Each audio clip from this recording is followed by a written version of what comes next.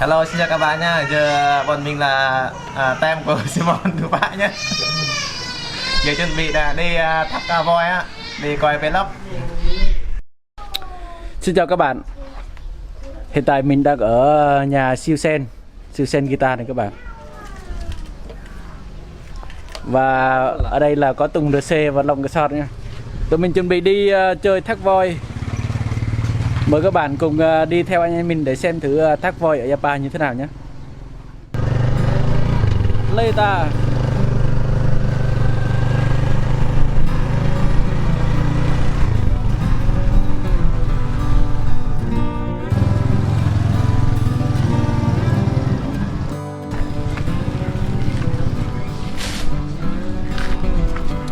Chắc là đi nữa là tan hết đá rồi.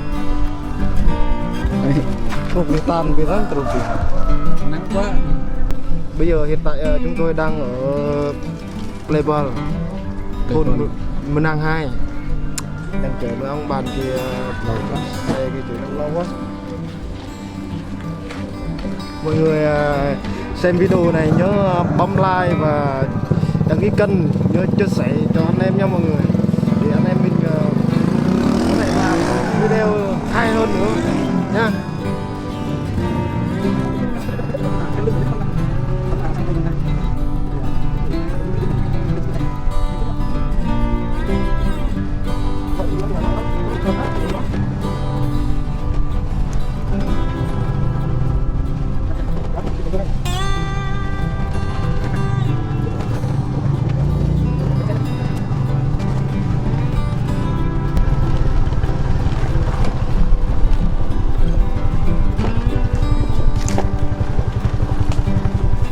Đúng lệ này.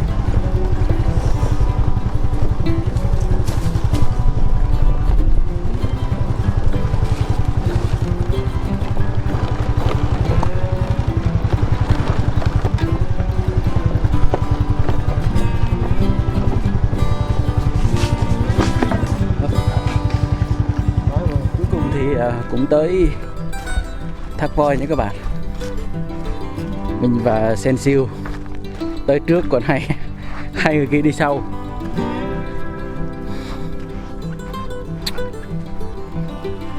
Chỉ sợ mưa thôi.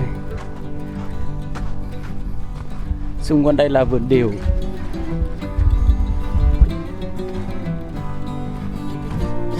Điều đang vào mùa thu hoạch nên là người ta tới đây rất nhiều để thu điều.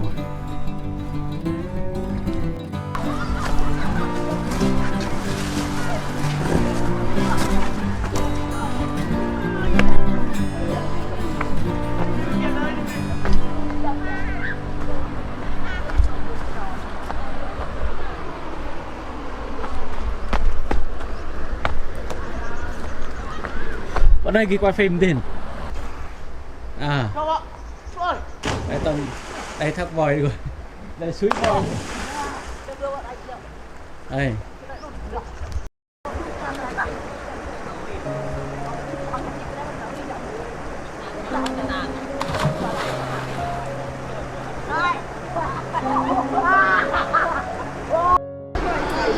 Chào các bạn nha, bây giờ mình đang ở thác voi.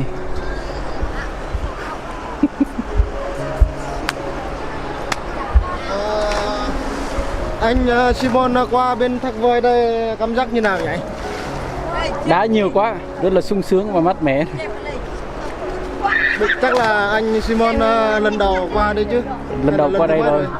Lần đầu thôi. Lần đầu. Nói chung các bạn có thấy con voi ở kia đây đây giống như con voi này các bạn, người ta gọi là thác voi. Cục đá nó hình thù giống con voi, người gọi là thác voi. Còn xung quanh đây là suối nha. Suối. Siêu sen qua đây nhiều chưa? Siêu sen ở đây là siêu sen qua miết rồi, mấy chục lần rồi. Mấy chục lần, tưởng nghìn lần chứ.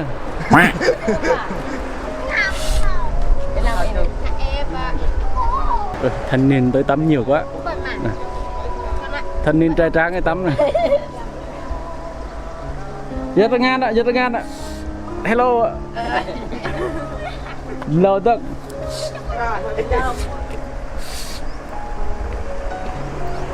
thanh niên đây ngại đó các bạn, thấy máy quay ngại lắm. Cảnh đây rất là đẹp nha các bạn.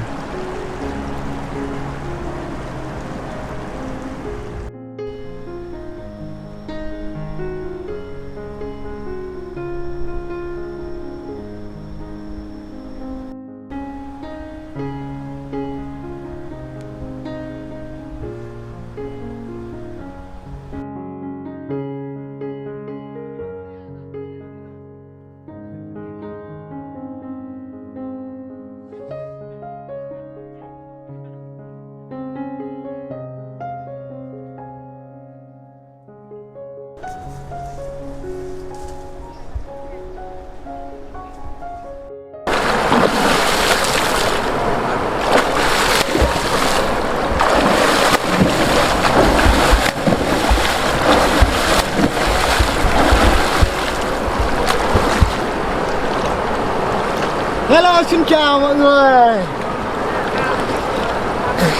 Hôm nay tem của Gia Hiếu Music đi chơi tại Thác Voi nha mọi người. Xin xem sẽ review đây là cảnh phóng tại Thác Voi rất là đẹp nha mọi người. Đây là nước sông Ba nha mọi người. Ôi chẳng, mình lại nhạc nét nó prong lắm mình. Này tao sẽ làm. Vâng, chụp bên nào chạy làm sao đó. Bây giờ thì mình sẽ răng gật là đặt thả lưới Răng đặt thả lưới nha mọi người. Đây là anh em chúng tôi bắt đầu thả lưới nha. Suối này chắc là con cá rất là to nha mọi người, rất là bắt chân lên luôn ấy. Tay long qua bực ra cho nên là bụng nó mặn yếu.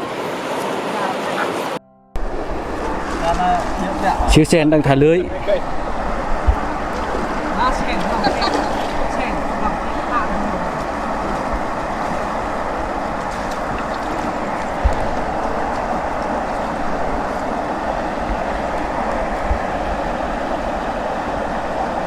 Chào các bạn nhé.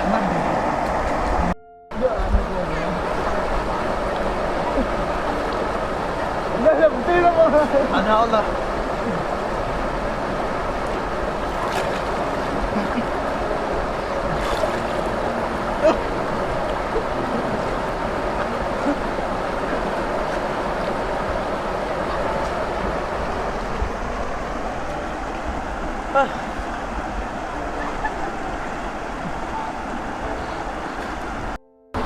Hello, chào tất cả mọi người nhá. Hôm nay mình sẽ tắm với sen siêu. chụp ta hình thật các bạn nhé.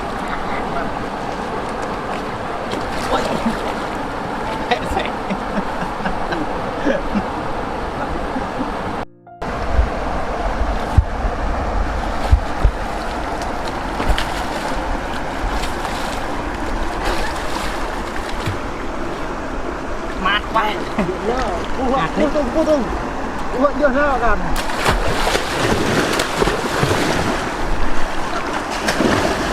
Đó vị làm mà cá trắng.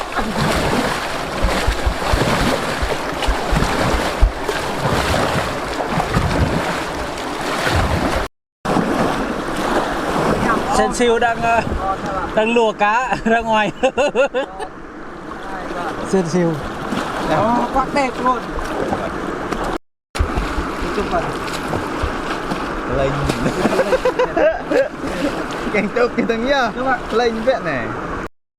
cuối cùng đặt trúng một con nhá. Chú ấy nào tên đâu ạ? Một quay hả? Quay hả? Hello mọi người nha. Giờ cuối cùng là chung một con nha mọi người. Chưa là anh Tung, chưa là một con, là hai con nha mọi người. Suối này chắc là cá rất là to ấy chứ mọi người, rất là bắt chân lên luôn ấy. Sao mà con cá nhỏ chiêu vậy? Đâm khủng.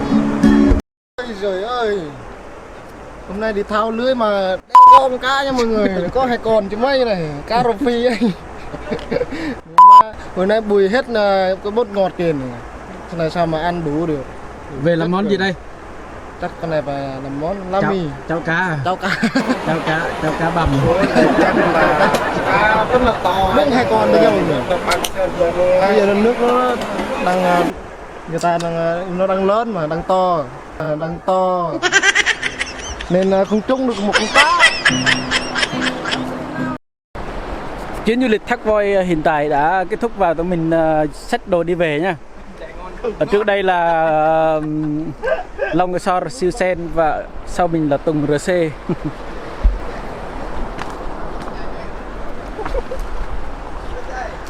Tạm biệt Thác Voi. Thác Voi. Nhiều khó khăn ngoài. Nói lại đi. Hello mọi người nha. Nghe nói ở Phú Thiện nói là đây là quả đè nhưng mà người Kinh thì quả đào, còn người Phú Thiên nói là đây là bổ nhông. Đấy mọi người ơi, còn hơn thì tiếng làng của hơn thì đây là bổ piul nha mọi người. Bổ piul. Bổ tol. Hay là bổ tol là bổ piul đấy. Đấy, mọi người thấy chưa? Đấy. Lẹ đang đăng ký kênh các bạn. Ngon quá.